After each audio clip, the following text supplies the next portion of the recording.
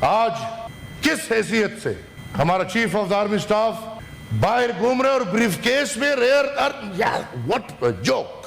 یہ مذاق تھا. وہ تصویر جس نے بھی دیکھی, کون سا chief of the army staff brief case میں ریئر ارتھ منرل لے کے جائے گا, اور وہ مجھے ایک بہترین برانڈ سٹور لگ رہا تھا جس میں ایک مینیجر کھڑا بڑا خوشی خوشی دیکھ رہا تھا, ایک دکاندار بائر کو کہہ رہے کہ آجاؤ میرے پاس بڑی اچھی چیزیں یہ خرید لو. کس معاہدے کے تحت, کس قانون کے تحت, کس آئین کے تحت؟ یہ تو ڈکٹیٹرشپ ہے. This is sorry to say not democracy. The Minister of the Law Affairs is sitting there. کیا پارلیمان کی کوئی اہمیت ہے کہ نہیں ہے؟ آج تو آپ کو اور سعودی عرب کا معاہدہ ہو گیا, دنیا کو دکھا رہے ہو, دونوں کا معاہدہ کرایا گیا ہے, کیونکہ we know کہ پاکستان کے تھریٹس اور سعودی عرب کے تھریٹس کہاں سے پل ہو رہے ہیں.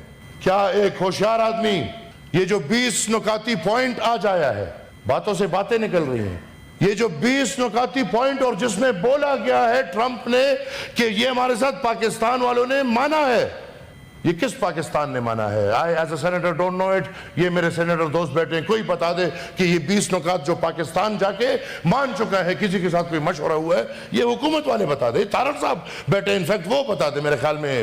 I'm sorry to say, لیکن the facts are a bit different. تو I request the government کہ the prime minister اور chief جب بھی واپس آئے ایک جوائنٹ سیشن ہونا چاہیے, اور یہ جو اتنا بڑا سودا ہو رہا ہے, اس سودے پہ جو سوداگر ہے, اور ہمیں پتہ ہے کون بنا ہوا ہے آج کل سوداگر, وہ پارلیمان کے سامنے پیش ہو اور وہ پارلیمان کو بتائے کہ یہ کیا ہو رہا ہے. ایک خطرناک طرف جا رہا ہے ملک, کیونکہ ان 20 نکاتی نقطوں پہ تو عمل ہو جائے گا. میں اچھے تارے دکھائے گئے ہیں کہ فلسطین کو مان لیا جائے گا, لیکن میں سمجھتا ہوں کہ حماس کو ختم کرنے کے لیے کوئی اور راستہ نہیں بچا, تو یہ ایک ڈرامہ کھولا گیا ہے.